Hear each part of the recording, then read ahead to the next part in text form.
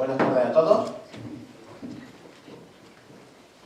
La risa es la debilidad, la corrupción, la insipidez de nuestra carne. La risa es un viento diabólico que deforma las facciones de la cara y hace que los hombres parezcan monos. La risa mata el miedo y sin el miedo no hay lugar para Dios. He querido empezar esta presentación citando a un personaje inmortal de la literatura universal, que es el venerable Jorge de Burgos, de la novela de Humberto Eco, El nombre de la rosa. No es casual la elección, estando como estamos, dedicando unos minutos para hablar de la nueva novela de Isidoro García Sánchez, obra sesuda, erudita y documentada, pero también, o tal vez, y por supuesto, condenadamente divertida. La elección del verbo condenar, esta frase no es casual, claro. Los libros no se han hecho para que creamos lo que dicen, sino para que lo analicemos, afirma otro personaje de Eco en otro momento de la novela antes citada. Analizando el calvario de una apóstata, podemos llegar a la conclusión de que la Iglesia Católica es una institución seria, en el mal sentido de la palabra, jerarquizada, burocratizada, cerrada casi herméticamente a los devenires de la sociedad que la rodea y, desde luego, con muy poco sentido del humor. Decía San Juan Crisóstomo, por otro lado, no solo muy serio a él, sino también muy elocuente, lo que sigue. La risa y el habla jocosa no parecen ser pecados conocidos, pero conducen a esos pecados. La risa suele abrir el camino al discurso loco, y el discurso loco a acciones más locas todavía. A menudo, de las palabras y la risa proceden las burlas y los insultos, y de las burlas e insultos, los golpes y las heridas, y de los golpes y las heridas, las carnicerías y el asesinato.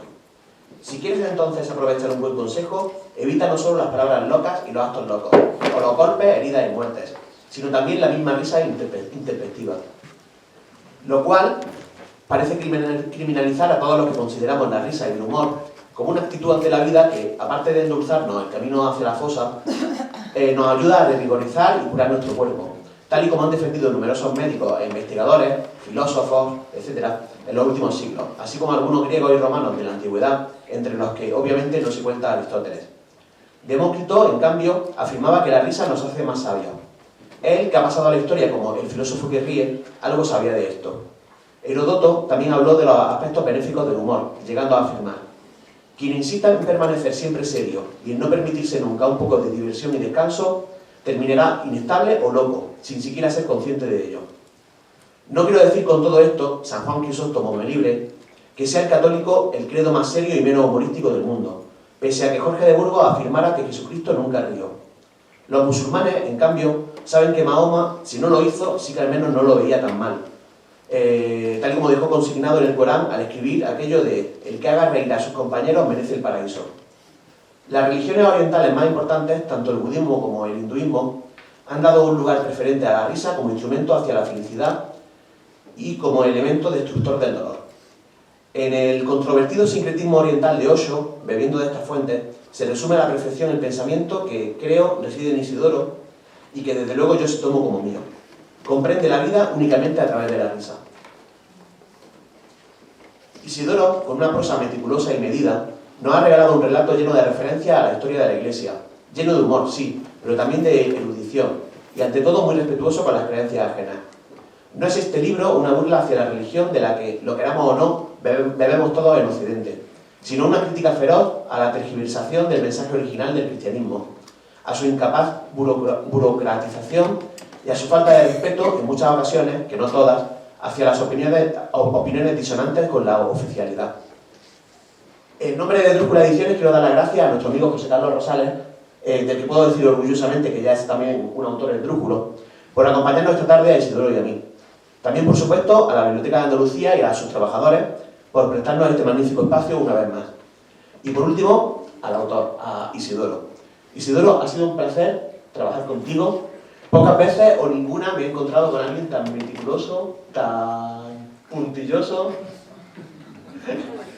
para todo, para maquetar, para todo, como tú. Espero que esta sea la primera de muchas obras con nosotros. Me gustaría terminar con una frase de Friedrich Nietzsche que creo que se amolda perfectamente al autor en cuyo honor nos hemos reunido esta tarde. La potencia intelectual de un hombre se mide por la dosis de humor que es capaz de utilizar. Muchísimas gracias a todos.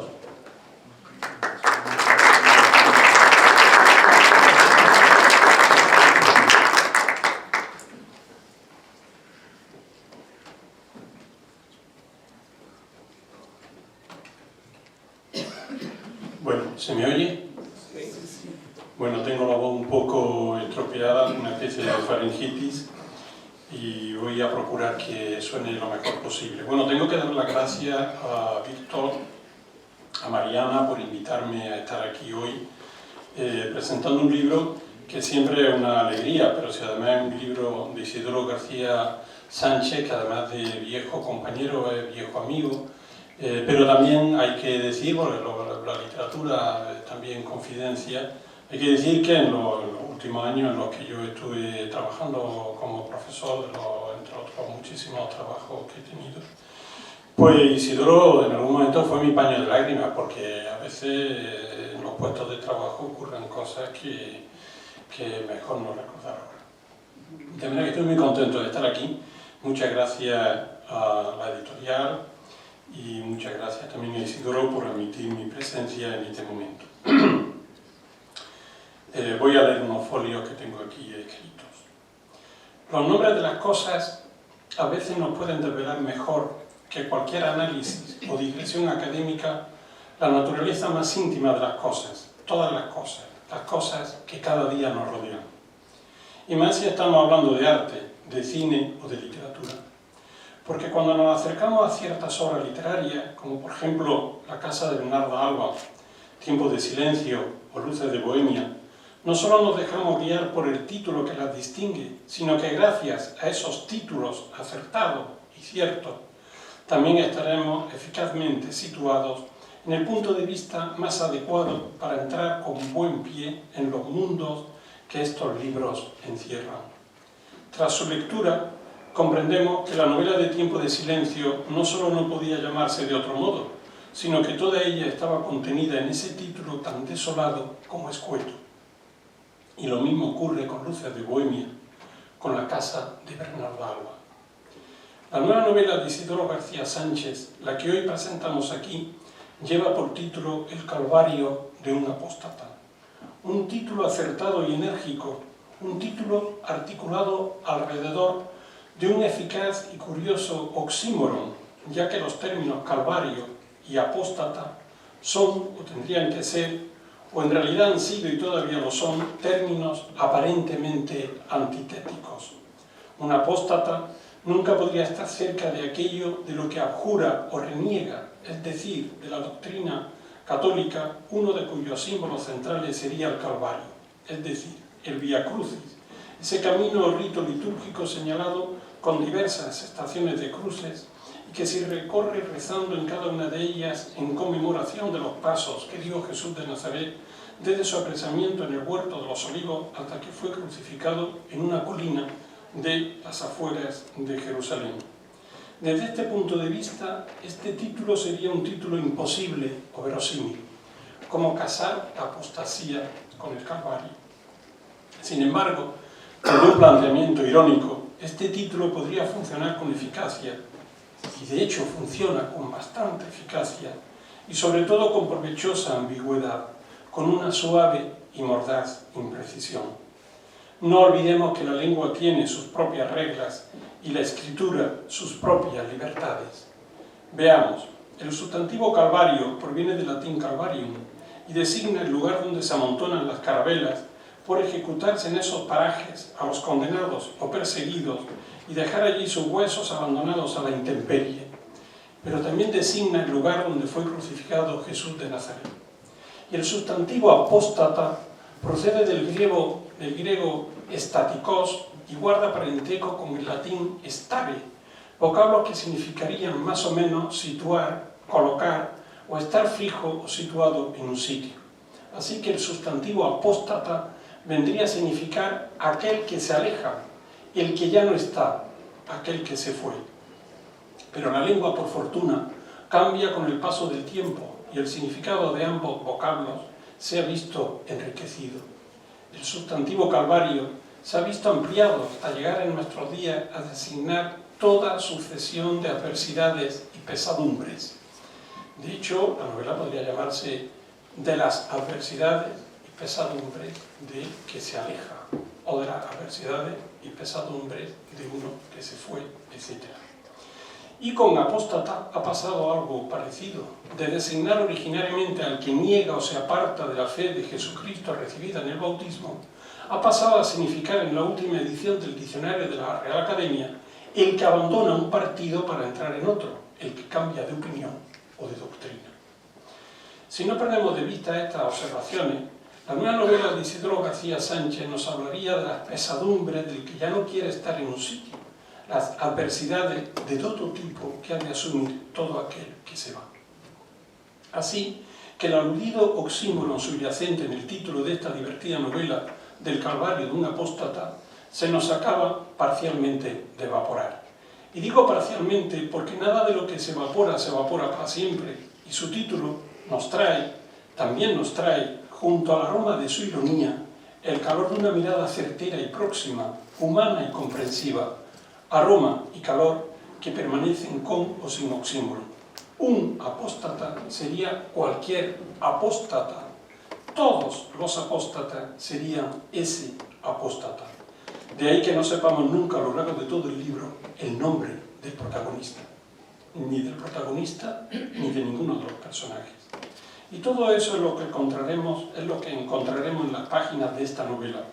La narración irónica y divertida de un distanciamiento institucional o religioso, es decir, una apostasía, las adversidades y pesadumbres, es decir, el calvario, soportada durante su ejecución, las derivaciones colaterales de esta tentativa, las consecuencias esperadas o inesperadas de una aventura semejante, la amigable ligazón ambivalente que se va estableciendo entre los actores de la acción, las digresiones doctrinales o antidoctrinales con las que se irá sazonando el relato, el distanciamiento suavemente humorístico con el que se recogen todas estas vicisitudes y el sorprendente resultado final que cerrará toda la peripecia.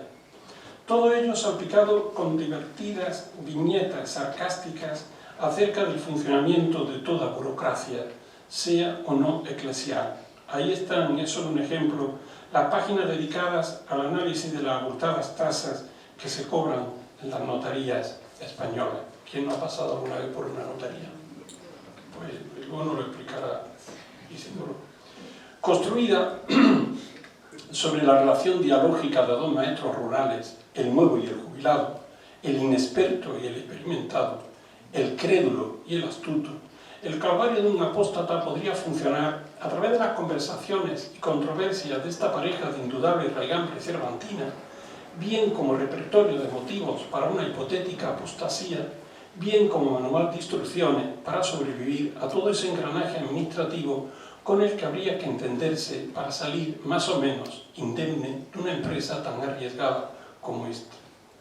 Y por cierto, ahora que digo lo de la pareja de raigambre cervantina, hay también otro elemento, bueno, hay muchos elementos cervantinos en esta novela, conscientes o inconscientes, porque los elementos cervantinos están presentes en la novela contemporánea, al ser El Quijote fundamentalmente y otras novelas de Cervantes, las novelas fundadoras de este género narrativo. Pero, por ejemplo, uno de los personajes de la novela se tropieza con una novela de Isidoro, es decir, como ocurría en El Quijote cuando se encontraba Don Quijote con un personaje que había leído el libro anterior, ¿no? Es decir, la literatura dentro de la realidad dentro de la literatura, todo un mecanismo de espejo, etc. Bien, y la herramienta escogida para la exposición, tanto de los motivos para la apostasía como de las instrucciones para formularla, es ese diálogo constante entre maestro y discípulo, un diálogo que en bastantes ocasiones se nos convierte en monólogo, el monólogo indeclinable de un maestro librepensador y jubilado, y no solo cuando habla con el joven maestro, sino también cuando habla con otros personajes de la novela, sobre todo con el vicario. El propio narrador, el narrador testigo o el narrador protagonista, porque quien narra no es un autor omnisciente, sino uno de los personajes, puede ser el propio narrador el que calificará las intervenciones de su mentor como orgía dialéctica, justa verbal, discusión bizantina, plática, alegato, catilinaria o galimatía, rocambulesco, entre otras expresiones similares. De manera que es un diálogo teñido de un distanciamiento irónico, humorístico, es decir, sería la ironía dentro de la ironía. Y junto al diálogo como recurso estructural, también me gustaría destacar el uso de algunos registros coloquiales, en aparente retroceso en la lengua urbana más habitual, que impregnan la novela de un sabroso naturalismo expresivo, muy acorde con las opciones estéticas realistas en las que transita la novela. Anotemos algunas de estas divertidas expresiones: toque de noqueo y fin de batida, despiporre absoluto, arte de birloque, a puras pullas, nos libramos de chiripa, aprieto morrocotudo, dar mucho la vara, montó el virigay, en plan paripé, etcétera, etcétera, etcétera.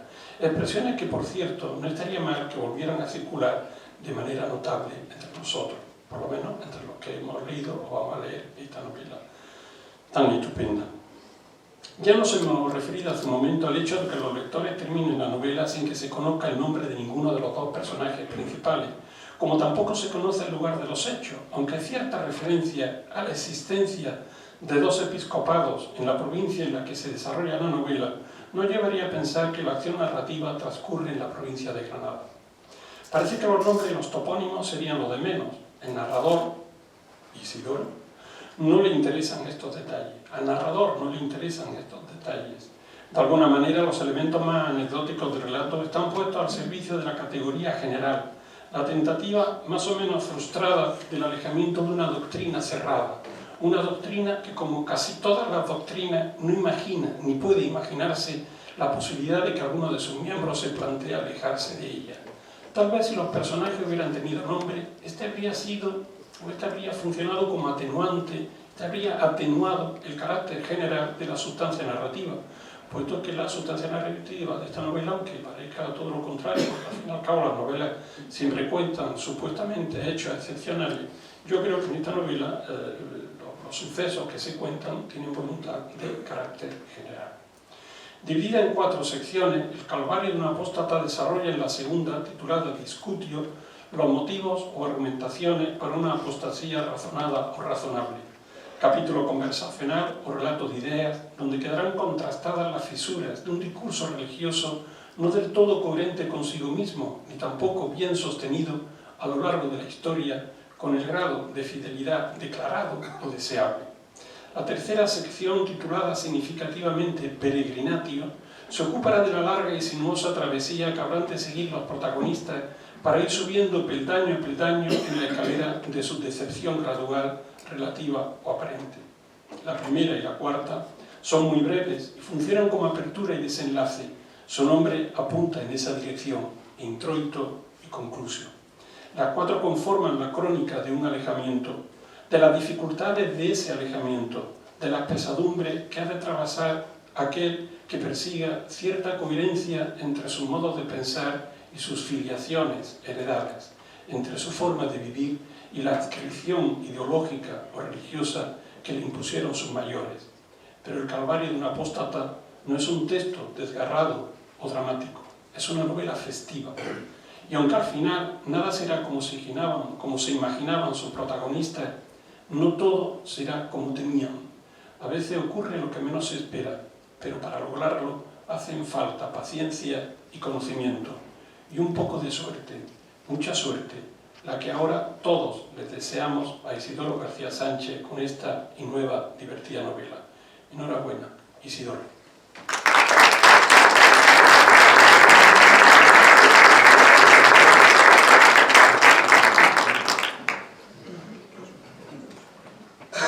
Yo también estoy un poquito ronco, a ver si poquito a poco se me va pasando. Bien, bueno, buenas noches lo primero. Comenzamos por el principio, agradeciendo que estéis aquí y agradeciendo yo, pues, desde mis editores Víctor y Mariana, que tan llanamente me acogieron desde el principio y además con entusiasmo. Agradecerle las palabras que ha tenido, agradecerle a José Carlos también todas las alabanzas que ha volcado sobre la novela. A veces no sabe uno cómo va a volver a la casa, si podrá entrar esta noche porque se pone uno muy ancho. Y agradecer también a la propia Biblioteca de Andalucía el que nos haya cedido este espacio. Primero los agradecimientos. A mí me gustaría empezar hablando de las efemérides, fijaos por dónde. Porque es muy curioso. Bueno, en primer lugar, quiero hoy rendir un homenaje a los maestros y a los docentes, porque hoy día 5 de octubre es el Día Mundial de los Docentes y curiosamente los dos coprotagonistas de esta novela son dos maestros. La verdad es que resultó casual porque esta fecha se reservó hará como 3 o 4 meses y curiosamente dije yo, hombre, pues mira, el día 5 que lo eligieron ellos es el Día Mundial de los Docentes. Otra efeméride casual también es que cuando fijan Mariana y Víctor la fecha en que se cierra la impresión de la novela, pues era el 21 de septiembre y Víctor buscando pues encuentra que el 21 de septiembre de no recuerdo ya bien qué año, ahí lo pone, al final nació Girolamo Savonarola. Si alguien conoce la vida y las obras de Savonarola y lee esta novela verá que encajan perfectamente, que no se podía coger otro día mejor para cerrar la impresión de todo el año que el 21 de septiembre. Pero curiosamente, releyendo yo esto y ya pensando en las efemérides, pues a mí, yo tengo la costumbre de cuando cierro y acabo de que una novela clavo la fecha. Sé que la costumbre es un poquito a veces decimonónica, a Galdós le gustaba, y curiosamente veo, digo, 13 de mayo. Digo, caramba, si esto se relaciona. Porque también en esta novela se habla bastante del montaje y del negocio que la Iglesia, la jerarquía ha hecho con los santos, con las apariciones, con las vírgenes. Y el 13 de mayo, la Virgen María bajó de los cielos a copa de alegría, fue cuando se apareció a las niñas de Fátima. Y era curioso porque me coincidió de esa manera, ¿no? Bien, pues bueno, eso con respecto a las efemérides. Luego sí querría comentar algo con respecto a la cita. Ahí veis una cita de un escritor, que es un protestante converso, convertido al catolicismo, y yo esto lo relaciono porque recuerdo que Carlos, mi antiguo compañero, hermano Carlos, el padre de Mariana, que ha leído la novela y fue corrector de estilo, en un mensaje muy cariñoso que me mandaba, pues decía, alegándose de saludarme y eso, que hay que ver, después de leer esto, hay que ver los duros que seguíamos siendo los rojos de toda la vida. Y yo digo, bueno, pero caramba, si ahí lo único que se dicen es verdades como puños, y digo yo, podía haber sido más duro. Y en ese sentido, pues sí, pensé, y lo voy a hacer como hacen en la revista El Jueves, que tienen una portada y después dice, pero teníamos otras. Pues bien, para que veáis si soy duro o no lo he sido, hay una cita, pero tenía otras, y está relacionado con el tema. Voy a leer unas cuantas, de menor graduación a mayor. Mirad, la tolerancia igualitaria de todas las religiones, es lo mismo que el ateísmo. Y ahora se está pidiendo libertad religiosa. Y esto lo dijo hace un siglo, pues, un señor que se llamaba León XIII, Papa. Otra cita que tenía pensado es de otro. La tolerancia igualitaria de todas las religiones, es decir, la libertad religiosa y tolerar todas las religiones para este Papa, el famoso Papa social de la Rerum Novarum, todo eso, esa tolerancia es lo mismo que el ateísmo. Una cita de este hombre. Bueno, otro Papa, León X, esto hace unos 500 años. Ya que Dios nos ha dado el papado, gocémoslo. Y completa la expresión diciendo en una carta que le escribe al cardenal Bembo, desde tiempos inmemoriales es sabido cuán provechosa nos ha resultado esta fábula de Jesucristo. Esto lo escribe un papa. Pero fijaos, otro, Clemente XII, hará unos 250 años, este fino. También en una carta escrita.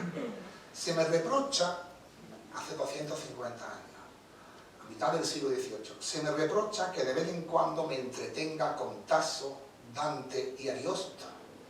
Pero es que no saben que su lectura es el delicioso brebaje que me ayuda a digerir la grosera sustancia de los estúpidos doctores de la Iglesia. Es que no saben que esos poetas me proporcionan brillantes colores con ayuda de los cuales soporto los absurdos de la religión. Esto lo dice un papa. Las cosas se pondrán un poquito más crudas con algunas otras citas que imaginaos si las llego a poner. Esta de Inocencio III, hace unos 800 años. Usen contra los herejes la espada espiritual de la excomunión. Si esto no resulta efectivo, usen la espada material. Y ahora viene la guinda del pastel. Nada menos que del Alejandro Farnesio, el Papa Pablo III. A este hombre le llamaban el Papa en aguas, y no porque las soliese vestir, sino porque le gustaba desvestirlas. Sí, montones de hijos y todo eso. Y decía, agarrado el asiento porque es duro, mas aún prometo y declaro, esto fue hace también unos 500 años, que cuando la oportunidad se presente, haré la guerra sin descanso, secreta y abiertamente, contra todos los herejes, protestantes y liberales. Todavía no había rojo.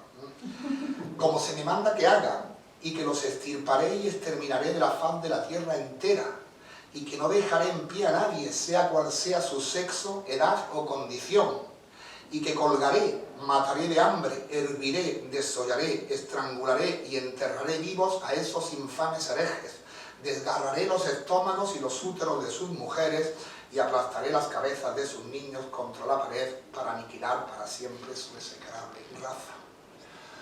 Si hubiera puesto esa cita, pues sí, posiblemente hubiera sido duro, pero he puesto esa otra de que el cristianismo y que... Bueno, la tenéis ahí, no la voy a decir. Bien. Pasado estas pequeñas introducciones, paso a unas cuantas consideraciones, porque la verdad es que los análisis que han hecho y lo que el estudio, digamos, muy metódico de José Carlos me ha gustado bastante. ¿Cómo surgió la idea de esta novela? Pues ya se ha dicho, o ya incluso lo he dicho, porque estaba pensando en la entrevista que me hicieron el otro día, sí. Surge de una anécdota que me cuentan a mí hace ahora 20 y tantos años, de un maestro que ahora mismo, yo no sé, lo tengo en la mente, sé cuál es. Cuando lo destinan a la Alpujarra no se le ocurre otra cosa que llegarse a la parroquia a decir que quería apostatar. Podéis imaginar el revuelo que se formó en un pueblecito de la Alpujarra hace 25 o 30 años, que fue cuando ocurrió eso. Y pensaba yo, hace unos cuantos años, cuando escribí esta novela, digo, pues voy a escribir un relato corto, un cuento. Y ya tenía pensado hasta su título, es verdad, y su final, porque yo cuando escribo, la verdad, el otro día me lo comentaba Víctor, suelo clavar generalmente el título, lo primero, cosa rara, casi antes de empezar, y clavo el final, ya he pensado el final. Bien, claro, este relato corto, este cuento, tenía pensado ese... Es muy difícil no hacerlo así. ¿Eh? Es muy difícil no hacerlo así. Es sencillo, ¿no? Ya. Bueno, pues resulta que tenía calculado el escribir ese cuento, pues 20-25 páginas. Si lo leéis la novela, pensáis en la primera parte, en el introito, porque por ahí pudiera ir. Y pensaba cerrar el cuento con un final pues tomado de otra anécdota. En este caso no le pasó a ningún otro maestro, sino que me había pasado a mí. Yo pensaba, bueno, en el pueblo este va a apostatar, se forma un revuelo, se organiza una coestación de firmas para pedir que lo trasladen y termina pues no consiguiéndolo y que lo trasladan de allí, mire, y feliz y todos contentos y aquí en Granada, ¿no? Bien, es que eso de pedir que lo trasladen a uno me pasó a mí. Tuve un pueblo aquí de Granada que al año siguiente me lo comentó el compañero, el director, que dice, Isidoro, fíjate tú que el año pasado los padres vinieron a pedirme que se lo quitara de la delegación que te trasladara. Digo, hombre, ¿y por qué no le hiciste caso? Digo, caramba, me voy a decir aquí 10 o 12 o 15 años esperando el traslado a Granada, tú haberle dicho que sí, y me gustaría que haya una especie de comisión de servicio dorada, pero no hubo fruto. Bueno, la verdad es que me confesó que le habían dicho que es que no le gustaba como yo enseñaba la literatura. Porque si yo a mis alumnos le tengo que explicar que, ¿cómo diría yo?, que el panorama cultural y literario de los años 30 del siglo pasado en España era tal y cual, y el panorama cultural y literario de los años 40 era tal y cual, yo no me puedo quedar en una mera literatura descriptiva. Yo tengo que decirlo porque a mí me gustaba, pero bueno, no prosperó aquella posible traslado, como no prosperó el que la novela, el cuentecito se quedara en quinto, porque se me cruzó un personaje por medio.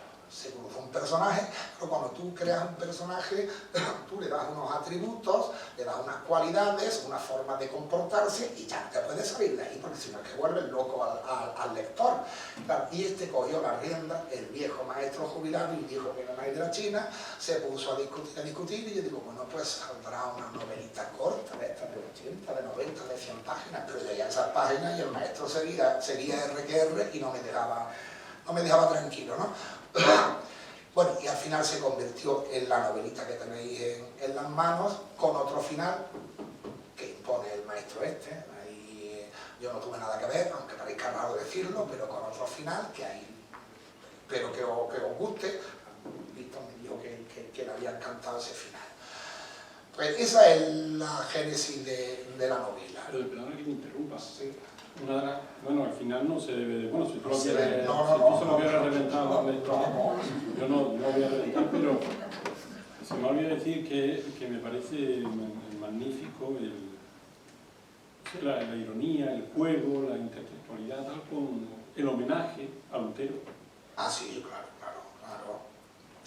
Sobre todo cuando se hablaba, digo, es una sorpresa que me aparece en las últimas 10 líneas. Sí. Bien. No vale leerse el final antes de... No, hay que leerlo. Porque además al final... Es una sorpresa para el lector. Es una sorpresa, yo creo que el lector no se espera se puede imaginar que va a acabar así, Bien, entonces, una vez ya planteado de estas maneras, pues yo no me planteé en esta novela el hacer una crítica ni una burla ni vituperio de la religión, ni de las religiones, ni de las creencias. Únicamente lo que quería era describir una crítica a lo que la jerarquía eclesiástica ha estado haciendo durante muchos siglos, pervirtiendo el mensaje originario del cristianismo. De hecho, yo creo que a la doctrina evangélica o al cristianismo en esta novela lo que se le echa son piropos. Entonces, la intención era esa. La intención, digo, del contenido, porque también siempre al escribir un texto narrativo, una novela o cualquier texto, hay otras intenciones. La intención de que el lector pase sencillamente un rato agradable, que disfrute, que no sea un tostón. A mí cuando se me dice, por ejemplo, otro día Antonio Arena, el periodista leal, me había dicho que leyendo mi novela que si le había enganchado, eso persigo. Hay otros que me han dicho que es que he disfrutado leyéndola. Bueno, Víctor me decía que le había hecho una hora suya de su trabajo, pasarla agradable. Bien, he disfrutado. Eso es lo que se llama el placer de la lectura. El leer tiene que hacerse sin imposición. Ahí hay un escritor francés, ahora me estaba acordando porque estaba viendo aquí a alguien, que se llama Daniel Pennac, que dice que el verbo leer no soporta el imperativo. Esto no puede decir lee, no soporta el imperativo. Se está riendo, porque lo he visto con su hijo una vez, como buen padre, queriendo que lea, pero diciéndole el imperativo. Bien, pero que entonces para mí lo que más me agrada es que se me diga que se ha disfrutado leyendo la novela, que se ha pasado un rato agradable, y sobre todo lo que sí me gusta es que enganche, porque si tú no enganchas al lector, pues el lector tiene que estar haciendo un esfuerzo, un sacrificio, y no, así no se puede. Bien. Iba a comentar, pero ya lo he dicho, José Carlos, a mí me gusta cuidar mucho mi prosa. Yo sé que a veces el léxico es selectivo. Como me decía un día un amigo que tengo, no está hoy aquí, pero que había leído otra novela mía, y dice, bueno, no tengo problema con el léxico, como que tengo el móvil con el diccionario ahora ahí, pues mira, no hay problema, que antes era la cosa más difícil. Es decir, yo reconozco que me gusta incluso utilizar, aparte de las expresiones populares que las reivindico, pues también las expresiones más cultas, incluso terminología o léxico más culto. Hombre, siempre encajando. Ahora que ya no me acuerdo cuando hablábamos un día sobre los cultismos, se lo he comentado a alguien y digo, hombre, el cultismo o lo encaja bien o es pedante.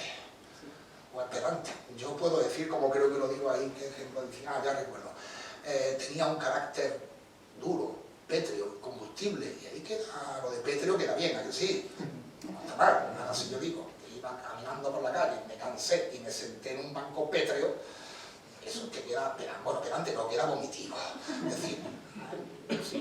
Es decir, es saber, hay que encajarlo para que no se haga, para que se haga atractivo de todas las formas, y si es pedante y la pedantería no se hace atractivo, ¿no? Entonces yo espero que la gente, o cuando leáis la novela, pues paséis un rato Pasa que también, agradable. no interrumpo otra vez. No, tú, También, todas las veces que quieras. también estas expresiones sirven para retratar el carácter del personaje. Ah, claro. Del personaje que habla, porque al fin y al cabo, aunque oigamos la voz de otros personajes, es una voz que hace el propio personaje, es un testigo, un protagonista, narrador testigo, etc. Y yo me lo imagino a través de esas expresiones que usa, creo que me lo imagino no erróneamente como una persona campechana, natural, no tan dramatizada como el maestro jubilado, sino un poco más campechano. Sí, además que yo creo que las expresiones tienden a definir las características de un personaje. Yo recuerdo hablando de esto y del lenguaje que utilizan los personajes, y yo lo descubrí y después lo leí de una novela que no voy a decir de quién es, ni qué persona es, pero que claro, aguanté, me parece 40 o 50 páginas, me parece. Mi hijo me había dicho que le hiciera un primer análisis y yo soporté llegar a las 40 o 50 páginas y digo, mira, esto no vale, tenía 1000 y pico, ¿no? Digo, pero una de las cosas que me chocó es que todos los personajes, independientemente de su nivel, su pozo cultural o su nivel social, todos utilizaban el mismo lenguaje. Lo mismo alguien de extracción cultural más baja, es decir, que sea peyorativo el término, se pronunciaba y hablaba igual que la persona más culta. Eso es una barbaridad, pero bueno, un desmérito. A mí, yo creo que los personajes, su forma de ser y su forma de hablar lo definen, y las expresiones, yo he buscado eso. Y, ¿llevo mucho tiempo? No. Ah. Y ya se ha hablado de la risa, famosa novela de Umberto Eco y esa obra perdida de Aristóteles, que era la ética. Aristóteles que hablaba sobre la risa, y claro, ahí refleja también un poquito cómo a veces la iglesia no quiere la risa o la jerarquía, porque la gente que está en la iglesia sí quiere la risa. La utilización del humor. Yo creo que no serviría, que no podría escribir sin utilizar el humor. Me pregunta, pero yo creo que sería la vida sin humor. Y digo yo, ¿qué sería la literatura española sin humor? Otra cosa muy distinta. Ojo, desde el poema del mío Cigué, el otro día me acordaba que un verso, ¿cómo era? Eso, preparado, me parece que en el campo, preparándose para una batalla o algo de esto, y llega y dice el narrador, Bermello venía a caer almorzado. Vamos, eso quiere decir, traduciéndolo, que estaba abortarga porque se había hinchado a comer. Y yo me imagino un juglar recitando el poema del niño Cid en la plaza de un pueblo, en ese fragmento, en ese verso, la gente seguro que se reía. Luego el humor está ahí, y ya si hablamos y seguimos andando, y en el curso de literatura con el arcipreste, el romancero burlesco, no digamos el siglo XVI ya, y con la picaresca, con el Lazarillo con Cervantes y Quevedo, en fin. En el siglo XIX, oye, Galdós, os lo recomiendo, tiene a veces escenas sabrosísimas y de humor, a veces un poquito ñoño, pero bueno, era la época, ¿no? Y en el siglo XX, pues también, citando ningún autor en ese sentido. Y el humor, hombre, se puede construir de muy diferentes formas, mediante las situaciones que crees situaciones. Hay un pasaje en esta novela que cuando lo he estado revisando otras veces para la publicación, yo me he sonreído releyéndolo, os lo recomiendo, está casi al final, es la escena de la confesión. La escena de la confesión, y yo me diré, bueno, pues lo hace pues, creando esas situaciones humorísticas, o bien también utilizando determinadas expresiones que tienden un poco a despertar la sonrisa, Bueno, y a veces describiendo la realidad en su pura acepción más denotativa, sin que intervenga tu subjetividad. A veces la realidad tiene tela que te puedes reír de ella tal como es. Os pongo un ejemplo que aparece. Aquí se habla en algunas ocasiones sobre el montaje, que se ha hecho la jerarquía eclesiástica con las reliquias. Y hay un momento en que yo no pretendo burlarme a ese respecto, escribo lo que hay. Recordad que os hablaba que la realidad pura, sin ningún tipo de opinión, puede dar pie a una pequeña risa o una carcajada. Pues la describo ahí, y esto es el puro evangelio, nunca me lo he dicho. En una iglesia de Roma, hablando de las reliquias, hay un relicario que está ahí, que lleva siglos, pero sigue allí, que pone un rotulito y el relicario es el resto de un estornudo del Espíritu Santo. Como el Espíritu Santo es inmaterial y etéreo, y el estornudo es alguien que hay ahí. Bueno, fijaos, no, lo ponía como ejemplo de que el humor... Pero será un archivo sonoro, ¿no? El viejo, pues, estaría en cera, en cilindros de cera. Bien, para que veáis que la novelita esta lo que me pretende es, pues, que el lector, ojo, sin bajar las exigencias, porque yo creo que cuando escribes una novela, una obra literaria, tú no puedes, yo lo he dicho más una vez, limitarte a hacer una crónica periodística de unos hechos, aunque te los inventes, me gusta mucho fabular y yo me invento mucho eso, pero no vale una crónica periodística, tienes que esforzarte en hacer literatura, en utilizar un lenguaje literario, porque si no, para eso está la crónica periodística y es otro tipo de lenguaje. Yo reivindico, dentro del afán de entretener y de hacer que se disfrute, que el placer de la lectura es eso. Como otra anécdota, estaba acordándome ahora de que yo, incluso cuando estaba en Huescar, no me acuerdo en qué curso, había 4 o 5 horas de literatura a la semana, ¿no? Bueno, pues una hora era exclusivamente para leer. ¿Sí?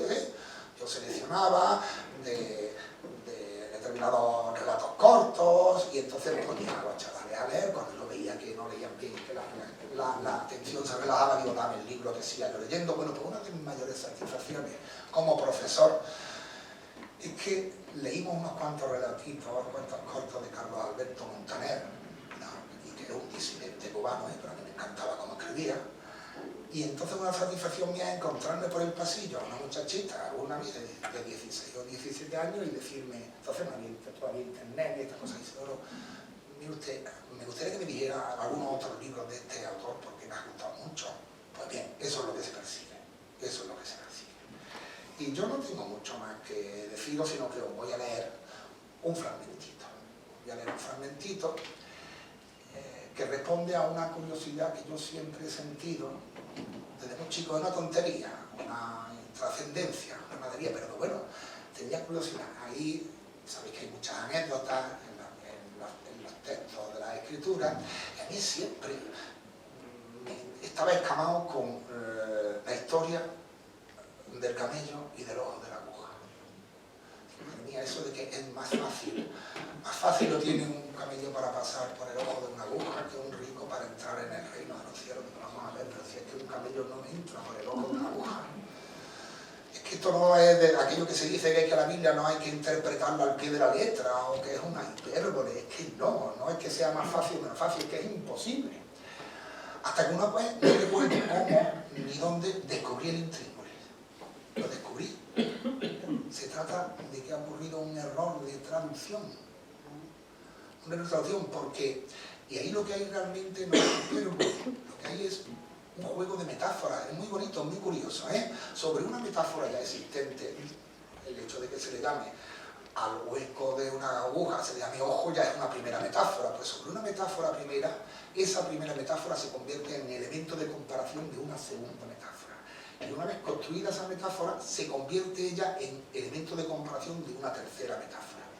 Y todo consiste en el error de traducción, porque os lo digo, lo voy a leer, el camello pasa por el hueco, sin metáfora, la metáfora es otra cosa, pero no hay que utilizar, ¿qué pasa por el hueco? Lo voy a comprobar ahora. Bueno, como tú y yo somos filólogos, Efectivamente. el problema que tiene muchas veces la transmisión textual no es que haya o no una buena traducción, sino que no hay un cuidado filológico de primero saber lo que el texto decía. Efectivamente, y de no estar a lo mejor incluso en las coordenadas culturales e históricas de aquel momento que lo vayas a comprobar. Sí, a veces es muy difícil, porque yo pongo siempre este ejemplo para que la gente que no es filóloga me entienda. Dentro de poco no habrá filólogos en el mundo, y no sé si sabéis que en Barcelona, que quieren ellos ser uno de los mejores estados del mundo, una de las primeras medidas que han tomado antes de ser independientes es cerrar los estudios de filología. No existen los estudios de filología en la Universidad de Barcelona, no existen, y dentro de poco tampoco existirán ninguna otra universidad española. Lo único que han quitado la filosofía de la enseñanza secundaria, pues yo no hablar de historia, ni filología, ni literatura, ni lengua, ni algo, habiendo informar. Bueno, esto nos llevaría a otra cosa. Entonces, muchas veces dentro de la literatura española nos encontramos con el problema de no saber cuál es el estado textual originario, por ejemplo, de la Lazarillo de Tormes. Eso que había ya en imprenta. Nos vayamos a pensar en los problemas que hay para establecer la versión fidedigna textual de una obra, tal y como el autor la pensó o tal y como la tradición la legó. En el caso de Lazarillo tenemos varias ediciones y de esas varias ediciones todas remiten a una primera desconocida y las que han llegado a nuestras manos difieren, por lo tanto es muy difícil mantener o sostener que tal versión es la versión original. Y eso estamos hablando de la lengua española, por filólogos de la lengua española que no están traduciendo de una lengua a otra y cada mes con un libro cuya primera versión es de la imprenta. Imaginémonos lo que será establecer la versión textual fiable de arameo, de hebreo, etcétera, etcétera, textos que muchas veces tienen antes de su primera expresión escrita, tienen una tradición oral de 200 o 300 años.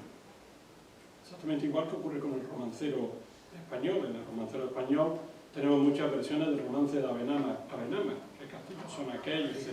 Nos encontramos distintas versiones porque en realidad no es que haya una versión originaria, sino que la tradición oral hace que haya distintas versiones, todas exactamente igual de antiguas. De manera que cuando eso pasa a la expresión escrita, el editor, filólogo, tiene el problema de qué versión escoger. En ese caso se recurre al criterio artístico, de calidad literaria, no al criterio de cuál es la versión más originaria, más original. Aquí no me lo ven, el ejemplo que está poniendo Isidoro de la traducción de la expresión del ojo de una aguja. Uno de los problemas que tiene la filología sagrada es que no está en manos de filólogos profesionales, sino que está fundamentalmente en manos de teólogos que no es que no tengan capacidad filológica, sino que si alguna vez tienen que optar entre la fidelidad de la filología o a un supuesto respeto a la doctrina, pues generalmente la historia de la filología sagrada nos indica que se sacrifica la fidelidad a los textos para mantener, por las razones que sean, diversas y variadas a lo largo de los últimos 1500 años, determinadas traducciones canónicas, etcétera, etcétera. Todos recordaréis, recordaréis, no quiero decir porque vivierais en el siglo XVI, recordaréis que la traducción de la Biblia a la lengua vulgares durante mucho tiempo fue motivo de persecución por los tribunales del Santo Oficio. Es decir, que hasta 1850 en España estaba perseguido vender Biblia, que no fueran las oficiales de bueno, pero es que antes la iglesia. ni siquiera No se podían traducir. Lo primero que hizo Lutero fue, lo primero, traducir la Biblia. Pero en este caso que estoy hablando del ojo... Yo ya tenía que la filología debería de ser una ciencia más respetada y más considerada, ya que tú y yo somos filólogos, no catalanes. También, pero en este caso también, aparte de un Pero error... luego no habrá filólogos, nadie sabe cómo es. Aparte de un error de traducción, aquí hay un poquito de desconocimiento de la historia o de las costumbres. Lo tenía marcado con el papelito de la cita de los papas y ahora ya se me ha desmarcado, pero me parece que sé más o menos por dónde estaba. No, por cierto, errores de traducción no solamente será este, ¿eh? No solamente será este, hay más. Yo menciono un par de ellos y que os lo voy a anunciar para que os pique la curiosidad. Seguro que habéis oído hablar vosotros alguna vez de eso, de la manzana de Eva y la manzana, ¿lo habéis oído? Pues en la Biblia no se menciona en ningún momento ninguna manzana. La tradición cultural hebrea, la manzana es un fruto que da vigor, salutífero. Es que es un error de traducción, la palabra que se emplea no se refiere a manzana. Pero a lo mejor os extraña este segundo caso que os voy a decir. Seguro que habéis oído hablar de la costilla de Adán, ¿no? Que hicieron a Eva de una costilla. En la Biblia no aparece la palabra costilla. La palabra hebrea que se utiliza es otra, tiene otro significado, que no lo voy a decir, pero para que lo leáis. Así que son dos mitos, de la manzana y de la costilla, pura filfa, pura invención. No responde a la verdad, no responde a la verdad. Voy a ver porque estaba buscando esto. Ya sabemos, ¿eh? Vais a ver cómo el camello pasa por el hueco, ¿eh? ¿Qué pasa? Y no es que sea una búa enorme, ¿eh? Pasa por el hueco. Vamos a ver. Oh, mira que lo tenía. Ah, bien, sí. Aquí está. puerta. Están en la discutio, el vicario y el viejo maestro. El viejo maestro ya le ha reado fuerte al vicario, entonces el vicario se va a aprovechar aquí ahora y le dice así: como quiera que el silencio se eterniza, picado por una curiosidad sana, está hablando el maestro joven protagonista, picado por una curiosidad sana que se me había despertado en torno a aquella fábula evangélica del camello y la aguja, y tras las pullas reconozco que finísimas del vicario, soy yo entonces quien interviene con una vehemencia explícita, con muestras de interés de las que me estaba arrepintiendo conforme hablaba, pues supe al instante que actuaba a la contra de la voluntad de mi compañero, mudo y ceñudo a mi costado. Explique, explique, no repare, lo espoleo, y así di pie a escuchar una disertación jugosa, puramente anecdótica, aunque bien aderezada. Resulta que según las palabras pausadas y prolijas del vicario, las ciudades hebreas de aquella época, al igual que las de otras civilizaciones, eran recintos fuertemente amurallados, detrás de cuyos muros se protegían sus habitantes de los peligros y las amenazas externas. Contaban estos con una o varias puertas principales, abiertas desde el alba hasta el atardecer, mientras la luz duraba, y por las que siempre fluía un tráfico de gentes considerable. Llegada la hora de la oscurecida, se procedía a cerrarlas firmemente para evitar que cualquier enemigo, o el indeseable de turno, se colase e hiciese de las suyas por los interiores. No obstante, solía ocurrir que viajeros o habitantes del lugar de vuelta a recogerse alcanzaran las murallas retrasados, encontrando cerradas las ya mencionadas entradas principales.